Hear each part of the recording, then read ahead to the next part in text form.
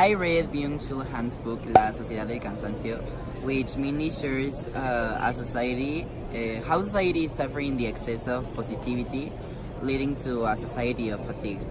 This text addresses ideas such as a dilemma between an existential crisis in which you do not know if what you are is a result of what society has done and has decided or what you have built.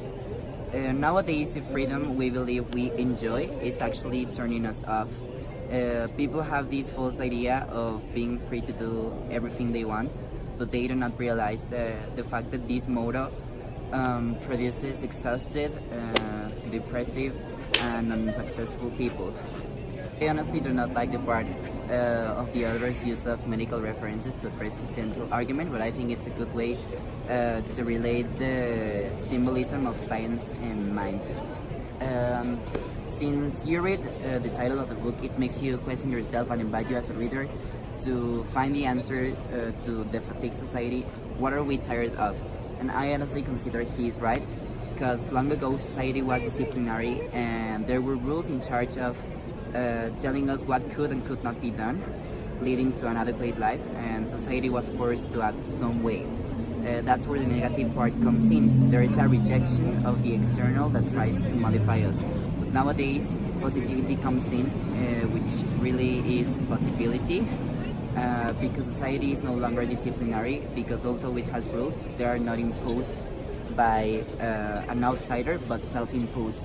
And we are a society without limits, with recognized freedom and that accepts what is different. So this change from the negative to the positive would seem appropriate, and we would think that it is what should be.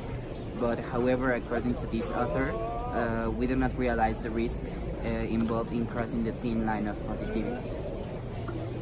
Nietzsche's book sobre la verdad y la mentira en un sentido extramoral is divided in two parts.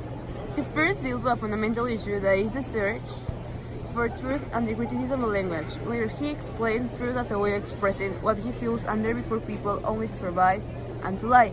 And actually the truth or the lie is something that they want to do, something that we like to do, what we do to survive, by bias, or simply something instinctive, something that comes from within. In the first topic, he also criticized the human language that is the way to express the truth and the lie. Nietzsche says that nothing makes sense and that everything is arbitrary. The second part deals with the theme that man is dominated by metaphors and the search for the creation of metaphors. The one that makes us cover our faces with masks and live a farce, not a reality but a kind of walking lie to which we are unable to say that it is. On the contrary, we say that everything we do is real, that we never pretend anything, we don't know how to pretend. And then it seems very good that someone starts writing about their opinion about truth and lies, and that they analyze it from a very real perspective.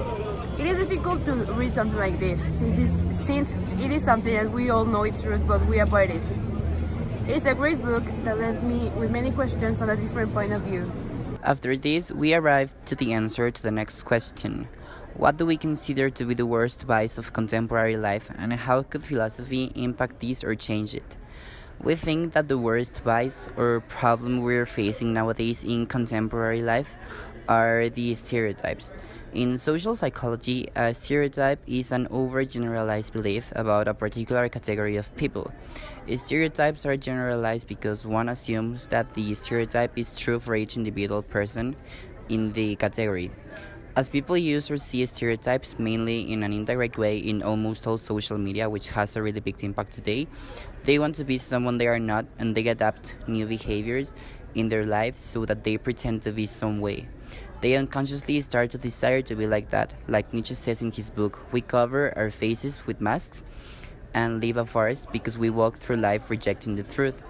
Or as in Byung-Chul Han's book, with stereotypes we are in risk since we are crossing the thin line of positivity and we are not noticing it.